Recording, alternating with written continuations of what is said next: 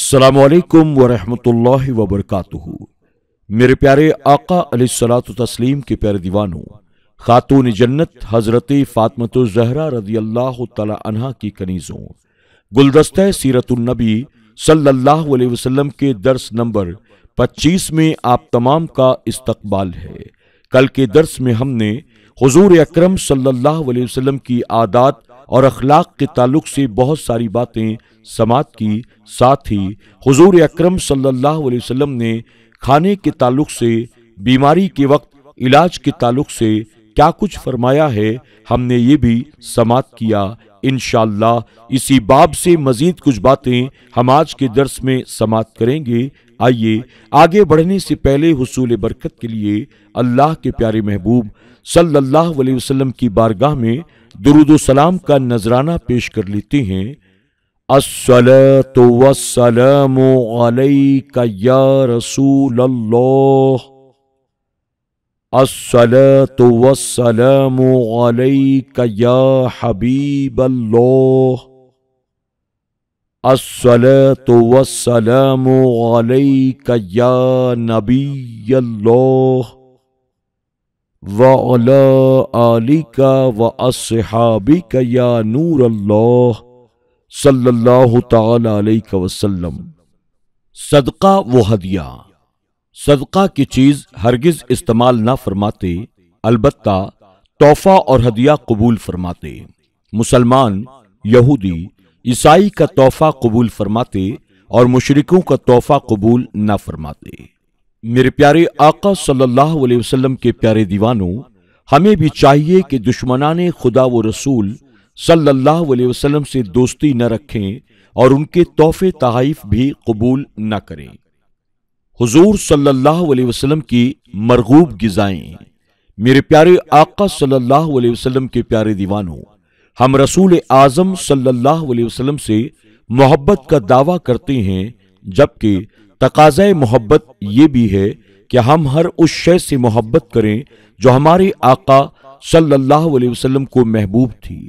ویسے تو سرکار دو عالم صلی اللہ علیہ وسلم کی عادت کریمہ تھی کہ آپ جو بھی حلال غذائیں میسر آ جاتی، آپ اللہ تبارک و تعالیٰ کا شکر ادا کرتے ہوئے تناول فرما لیتے تھے۔ جن اشیاء کا آپ نے غذائیات میں استعمال فرمایا ہے، پڑھیے اور سنت رسول صلی اللہ علیہ وسلم پر عمل کیجیے۔ گندم اور جو کی روٹی، حضور صلی اللہ علیہ وسلم نے زیادہ تر گندم یعنی گیہوں کے موٹے آٹے اور جو کی روٹی کھائی ہے اور میدے کی روٹی کبھی نہ کھائی۔ طبی نقطۂ نظر سے بھی روٹی جسم کے لیے لازمی خوراک ہے۔ حضور صلی اللہ علیہ وسلم نے گیہوں کے آٹے کو چھانے بغیر استعمال کرنے کو ترجیح دی ہے، کیونکہ اس سے پیٹ پر گرانی محسوس نہیں ہوتی۔ آپ روٹی صرف اتنی مقدار میں تناول فرمایا کرتے تھے جس قدر اشد ضرورت ہوتی ہے، لذت نفس کے لیے نہیں تناول فرماتے۔ حضرت مسروق رضی اللہ تعالی عنہ فرماتے ہیں کہ میں حضرت عائشہ صدیقہ رضی اللہ تعالی عنہا کے پاس حاضر ہوا تو انہوں نے میرے لیے کھانا منگوایا اور فرمایا، میں پیٹ بھر کر کھانا کھاتی ہوں تو رو دیتی ہوں۔ میں نے پوچھا، آپ ایسا کیوں کرتی ہیں؟ تو انہوں نے فرمایا، میں اس حال کو یاد کرتی ہوں جس میں نبی پاک صلی اللہ علیہ وسلم نے اس دنیا سے پردہ فرمایا۔ اللہ کی قسم، آپ نے ایک دن میں 2 مرتبہ نہ روٹی سیر ہو کر کھائی نہ گوشت۔ ترمذی شریف۔ اسی طرح حضرت عائشہ صدیقہ رضی اللہ تعالی عنہا سے روایت ہے، انہوں نے فرمایا، ما شبع رسول اللہ صلی اللہ تعالی علیہ وسلم من خبز الشعیر یومین متتابعین حتی قبض۔ رسول اللہ صلی اللہ علیہ وسلم نے وصال مبارک تک کبھی 2 دن متواتر جو کی روٹی پیٹ بھر کر نہ کھائی۔ ترمذی شریف۔ اعلی حضرت رحمت اللہ تعالی علیہ فرماتے ہیں، کل جہاں ملک اور جو کی روٹی غذا، کل جہاں ملک اور جو کی روٹی غذا، اس شکم کی قناعت پہ لاکھوں سلام، اس شکم کی قناعت پہ لاکھوں سلام۔ چاول، روٹی کے علاوہ حضور اکرم صلی اللہ علیہ وسلم چاول بھی غذا میں استعمال فرمایا کرتے تھے۔ چاول بھی گیہوں کی طرح ایک غذائی جنس ہے۔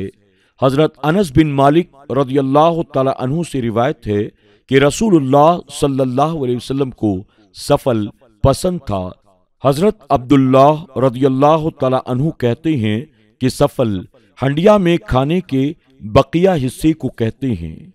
بکرے کا گوشت، حضور نبی اکرم نور مجسم صلی اللہ علیہ وسلم نے گوشت کو بھی پسند فرمایا ہے اور اکثر اوقات میں اسے استعمال بھی فرمایا ہے۔ روایتوں میں ہے کہ آپ بھونا ہوا گوشت اور شوربے والا گوشت شوق سے تناول فرمایا کرتے تھے، لہذا کھانے میں گوشت کا استعمال نبی کریم صلی اللہ علیہ وسلم کی سنت مبارکہ ہے۔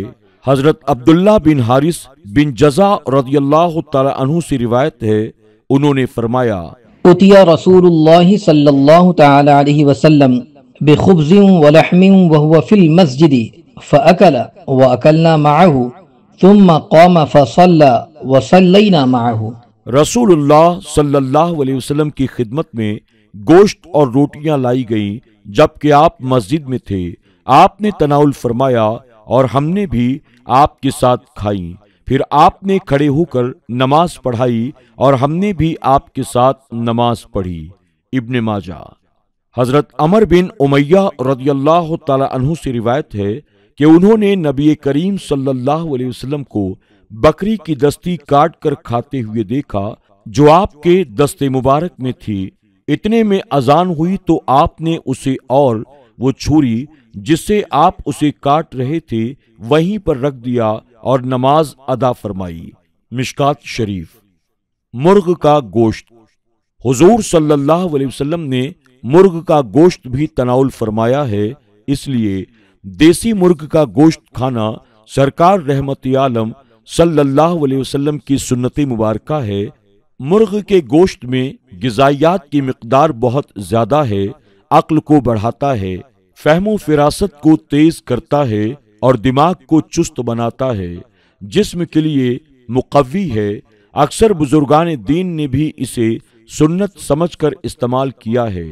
حضرت زہدم جرمی رضی اللہ تعالی عنہ فرماتے ہیں كنا عند ابی موسیٰ رضی اللہ تعالی عنہ فأتي بلحم دجاج فتنحى رجل من القوم فقال ما لك قال إني رأيتها تأكل شيئا نتنا فحلفت ألا آكلها قال أذن فإني رأيت رسول الله صلى الله عليه وسلم يأكل لحم الدجاج۔ ہم حضرت ابو موسیٰ رضی اللہ تعالی عنہ کے پاس تھے کہ آپ کے پاس مرغ کا گوشت لایا گیا۔ حاضرین میں سے ایک آدمی دور ہٹ گیا۔ حضرت ابو موسیٰ رضی اللہ تعالی عنہ نے فرمایا تجھے کیا ہوا؟ اس نے کہا میں نے اس کو گندی چیز کھاتے ہوئے دیکھا تو میں نے قسم کھائی کہ اسے نہیں کھاؤں گا۔ اس پر آپ نے فرمایا کہ قریب ہو جاؤ، بے شک میں نے رسول اللہ صلی اللہ علیہ وسلم کو مرغ کا گوشت کھاتے ہوئے دیکھا ہے۔ جامع ترمذی۔ مچھلی، حضور نبی کریم صلی اللہ علیہ وسلم نے مچھلی بھی تناول فرمایا ہے۔ مچھلی زد، ہضم اور مقوی ہوتی ہے۔ مچھلی تازہ کھانی چاہیے۔ لاگر اور کمزور حضرات کے لیے بہت عمدہ غذا ہے۔ مرض سل اور ذیابطیس میں فائدہ مند ہے۔ مچھلی میں پروٹین کی مقدار بہت زیادہ پائی جاتی ہے، اس لیے یہ گوشت کا بڑا اچھا بدل ہے۔ حضرت جابر رضی اللہ تعالی عنہ روایت کرتے ہیں رسول اللہ صلی اللہ علیہ وسلم نے فرمایا ما من دابت البحر الا وقد ذکاها اللہ لبنی آدم۔ سمندر میں کوئی جانور نہیں مگر اس کو اللہ تعالیٰ نے بنی آدم کے لیے ذبح فرما دیا ہے۔ دار قطنی۔ پنیر دودھ کو پھاڑ کر بنایا جاتا ہے، اس میں روگنی اجزاء بکثرت ہوتے ہیں، اس کا طبی مزاج بہت زیادہ سرد ہے، یہ معدہ، گردہ اور اتڑیوں کے لیے بہت مفید ہے۔ نبی کریم صلی اللہ علیہ وسلم نے اسے بھی پسند فرمایا ہے، لہذا اسے بطور سنت استعمال میں لانا چاہیے۔ حضرت ابن عمر رضی اللہ تعالی عنہ نے فرمایا اتی النبی صلی اللہ علیہ وسلم بجبنۃ فی تبوک فدعا بالسکین فسمى وقطع۔ تبوک کے مقام پر نبی کریم صلی اللہ علیہ وسلم کی خدمت میں پنیر پیش کیا گیا، آپ نے چوری منگوائی اور بسم اللہ الرحمن الرحیم پڑھ کر اسے کاٹا۔ ابو داؤد شریف۔ ہریرہ گھی، آٹا، چینی اور دودھ ملا کر بنایا جاتا ہے، یہ کمزور آدمی کے لیے مفید ہوتا ہے۔ نبی کریم صلی اللہ علیہ وسلم نے اسے پسند فرمایا ہے، خصوصاً آپ نے اسے بخار میں استعمال کرنے کے لیے تجویز فرمایا ہے۔ حضرت عائشہ صدیقہ رضی اللہ تعالی عنہا سے روایت ہے، وہ فرماتی ہیں كان رسول الله صلى الله عليه وسلم إذا أخذ أهله البعك أمر بالحساء فصنع ثم أمرهم فحسوا منه، وكان يقول إنه ليرتو فؤاد الحزين ويسرو عن فؤاد السقيم كما تسرو إحداكن الوسخ بالماء عن وجهها۔ رسول اللہ صلی اللہ علیہ وسلم کے گھر والوں میں جب کسی کو بخار چڑھ جاتا تو حریرہ کا حکم فرماتے، جو بنایا جاتا، پھر اسے گھونٹ گھونٹ کر پینے کا حکم فرماتے اور فرمایا کرتے، یہ غمگین دل میں طاقت پہنچاتا ہے اور مریض کے دل سے تنگی دور کرتا ہے، جیسے تم میں کوئی پانی کے ساتھ اپنے چہرے کا میل دور کرتا ہے۔ میرے پیارے آقا صلی اللہ علیہ وسلم کے پیارے دیوانوں، خاتون جنت حضرت فاطمہ الزہرا رضی اللہ تعالی عنہا کی کنیزوں، آج کے درس میں بس اتنا ہی۔ انشاءاللہ کل کے درس میں ہم مزید کچھ باتیں اسی باب سے سماعت کریں گے اور اس بات کو سمجھنے کی کوشش کریں گے کہ حضور اکرم صلی اللہ علیہ وسلم کی محبوب غذائیں کون کون سی تھیں۔ اللہ تبارک تعالی ہمیں آپ کو سب کو اپنے پیارے محبوب صلی اللہ علیہ وسلم کی سنت مبارکہ پر عمل کرنے کی توفیق عطا فرمائے۔ آپ تمام سے گزارش ہے کہ آپ اس درس کو خود بھی سنیں، اپنے دوست احباب کے ساتھ اسے شیئر کرنا نہ بھولیں۔ اگر آپ SDI آڈیو چینل پر نئے آئے ہیں اور آپ نے اسے اب تک سبسکرائب نہیں کیا تو ابھی سبسکرائب کر لیں اور آئندہ آنے والے تمام نئے درس کی نوٹیفیکیشن کے لیے بیل آئیکن کو کلک کرنا نہ بھولیں۔ السلام علیکم ورحمۃ اللہ وبرکاتہ۔